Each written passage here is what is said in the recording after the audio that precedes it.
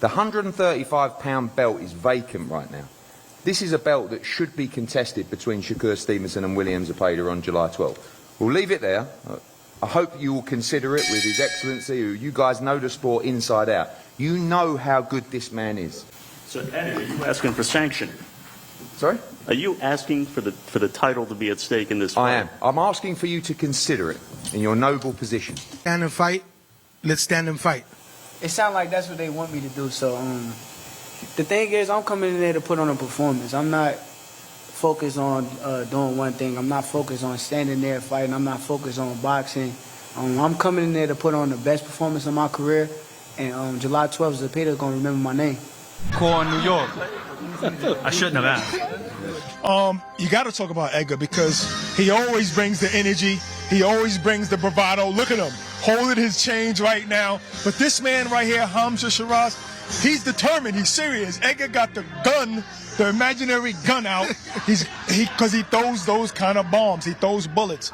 You know, so I like the confidence, but I like that he's fighting somebody who's not showing any kind of fear. And look how big he is. Also very confident, HAMZAH Sheeraz. I mean, look, he knows what he brought to the table. We saw what he was able to do against Ammo Williams in a very, very good middleweight.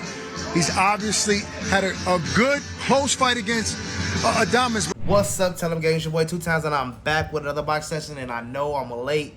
I'm late to the mess. Not even the mess, the press conference, the presser, the first presser. July 12th, Zepeda, Stevenson, Berlanga, Sheeraz, even David Morrell on that card. It's finna be lit. It's finna be lit. But look, check it out. Now, we had Eddie Hearn saying it's a vacant 135 world title belt, and these are the two best fighters that should be in line of fighting. And this man has a point. Either that or if Gervonta Davis and them going to fight for it. Either or Gervonta Davis and Lamont Roach. But I get it. I get it. But you know what? Eddie Hearn is a very good promoter because if Shakur Stevenson comes to the table with 2 belts and Gervonta got 1 belt, he got a little bit more to bargain with at the table.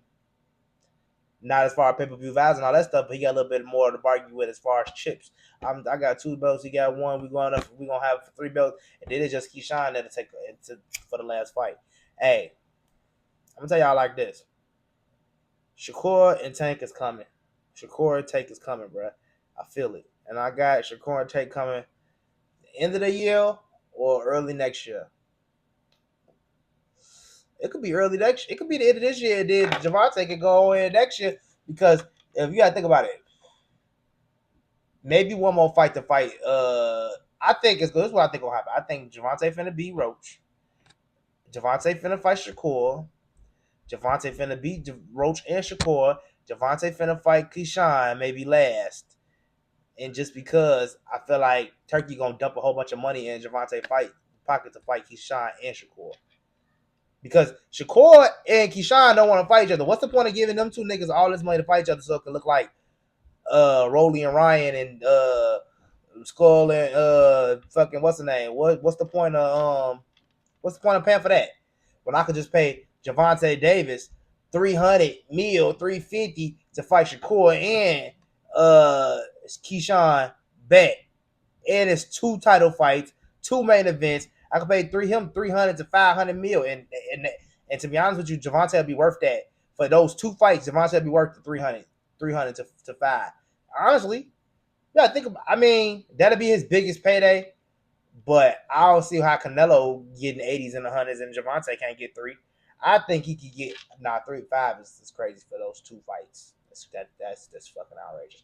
I take that back. But if he can get a nice 3-4 fight deal for 300. I think Shakur and Tank and Tank and Keyshawn, I think that's 200. That's 200, 250 in Tank pocket for sure. Tank ain't getting no pay-per-view vibes, so he just get paid. I don't think Tank giving niggas pay-per-view vibe percentages and shit. So I would say, shit, you get that man the 250 for both fights. 150 for Shakur, 100 for Keyshawn, 150, because they both each equally dangerous fights for Gervonta Davis to not take that fight if y'all want to say he cherry picking. If you think about it, y'all say Keyshawn gonna knock him out, so why would he go fight him? Y'all say Shakur gonna outbox him and give him 12 points so he can still lose. So both fights he could potentially lose. So what's the point of fighting him? You know what I'm saying? That's my point. When y'all looking at this matchmaking and y'all putting this shit together, y'all not understanding that part of it. So Eddie Hearn is a good motherfucking dog if he can sit there and get Shakur 2 belts to come into that fight. And then if Tank win, now Tank got 3 belts and there's 1 more belt left, and boom, and now you gotta fight Keyshawn. But what if Shakur beat? You see what I'm saying? What if Shakur beat Davis? Then what? Not Dave. Not Shakur got 2 belts, but I don't think Shakur gonna beat Gervonta. And I think that that's how we gotta get this no running rule showbiz done cooked up, because if I get Shakur running the whole time against Tank, it's like, man, I don't want to hear that shit come to fight. Well, you say your hands hurt and all that shit, and it get real. Nah. The only reason why I can't see Shakur beating Tank is because I don't see Tank respecting that Shakur got. I do see Shakur Tank getting popped, hit a lot of times just on little shit, but I don't see him like. I think he gonna be getting hit way more so he can dish out more. That's gonna be Tank approach. Let this nigga piece me up so I can piece him up. I don't think Shakur knows what to do if he get popped, get rocked, get hit. Leads me to my next fight, Sheeraz and Berlanga, and that is the main event of this fight. Don't get me wrong, Zepeda and Shakur is gonna be a fucking top fight. What you want to say? Top ranked fight? Not top ranked fight, because that don't mean shit really. But that's a top fight. Because look, I mean they both main events. They clearly both main events. You can't say either one. Either one of them could sell the rest of the fights for the season. I mean, even Morrell, his fight could probably sell best motherfucking main event. So we can't even say that Dave Morrell. But what's the guy? Sheeraz and Berlanga, that fight finna be dynamite, bro. You see how Berlanga coming 5-5-5. Check out the press conference. He on his ass. He talking shit. He holding his chains. He give him with the guns. He on that energy with him. Like, nigga, I'm finna do your ass like a little boy. And he stepped up because he know. I honestly feel like he taking this fight like he was taking Canelo. And you remember he was going against Canelo. He was talking shit to Canelo. He was on that shit with it because he wanted that energy towards Canelo. So when he come in there, he can deliver. I feel like that's how he come into with Sheeraz. And I don't feel like Sheeraz hit nowhere harder than Canelo. So with that being said, I got Berlanga. Maybe by knockout, because I think Sheeraz get hit with a lot of shit. And I do feel like he can fucking catch Sheeraz. Sheeraz ain't that damn good of a boxer. But at the same time, Sheeraz kind of give me I might be tripping, but a Chris Eubank type of style, type of fight. Eubank Jr., that's what I'm kind of getting from a Sheeraz style, kind of like. Maybe I'm tripping, and I gotta look at Sheeraz a little bit more, but I'm getting that Chris Eubank style with Sheeraz. I just think that he get knocked out. I don't know. I might have Berlanga beating Eubank at 68. What y'all think? I think Berlanga beat Eubank. I kind of like Berlanga. I don't have no problem with him. I haven't seen him after the box, but I see him having to dig deep against Canelo. Everybody say he ran that whole fight, but that's not really considered running. I mean, he didn't try to go back in. He was pretty much got hit, and he wanted to make sure he survived. That's what happened. But it wasn't born to the fact that it was horrible like Nahaney and Ramirez or Skull and Canelo. So we can't say that. We can't say we wouldn't watch it again. If we see him do some spectacular shit, he probably would do it again. It makes sense, you know what I'm saying? I just don't think. I don't know if Sheeraz can fuck with them guys. I mean, Adames. I don't know, because honestly, when I was watching that card with Adames and and Sheeraz, and he got that draw, I had that fight as a draw anyway. That was a draw to me, and then I kind of had. At first, I was having Adames win because the reason why I would have said Adames will won, because I look at those type of fights when you want to say draw was who was the aggressor. Like, okay, it might have been a draw, but who was more aggressive?